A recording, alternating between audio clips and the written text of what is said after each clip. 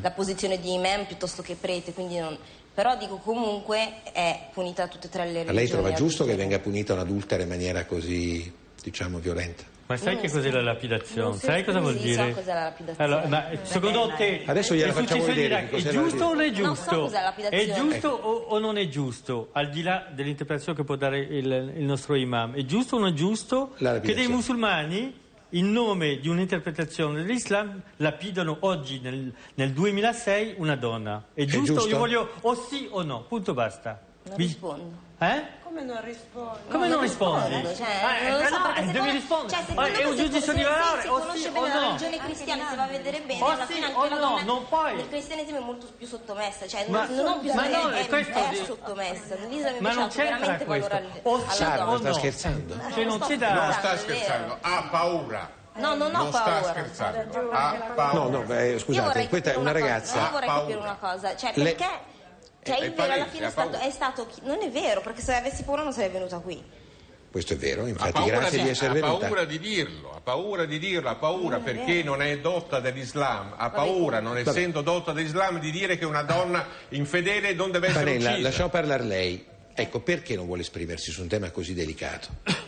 Ma io non è che mi voglio esprimere, ho detto non rispondo, perché non sono all'altezza di rispondere e dire sì è giusto o non è giusto. Voglio dire, comunque... è un discorso piuttosto semplice. Una donna tradisce il marito e viene uccisa a colpi di pietra. È una cosa, mi pare, elementare, quasi primitiva come semplicità. Beh, anche nel cristianesimo c'è questo comunque.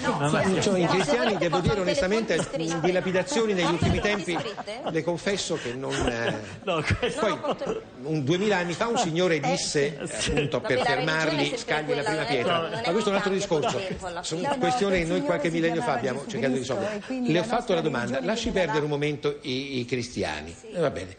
Le dico, una donna che tradisce il marito deve essere punita con la morte a colpi di sassi sulla testa o no? Allora, io parlo se c'è un confronto, però un confronto basato su delle origini, su dei testi, perché è inutile che uno dice quello che pensa, eccetera, e poi la fa come regola, perché tutti questi sono pensieri, non è che sono cose scritte. No, dico, quando lei vede, legge sul giornale, adesso vedremo anche un servizio, che l'altro giorno, sabato, in Iraq, una donna di 22 anni è stata ammazzata a colpi di pietra come spettacolo pubblico dopo essere stata interrata ed è stata ammazzata a colpi di pietra, d'accordo?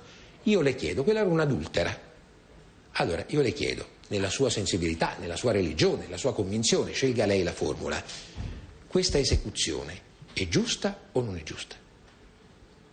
Io non rispondo, ho detto che non rispondo perché non so cosa dirle. Scusi, non so. chiedere... E comunque vorrei capire, comunque la storia del velo, la storia del velo è stata imposta. No, aspetti, guardi che qua altro che velo.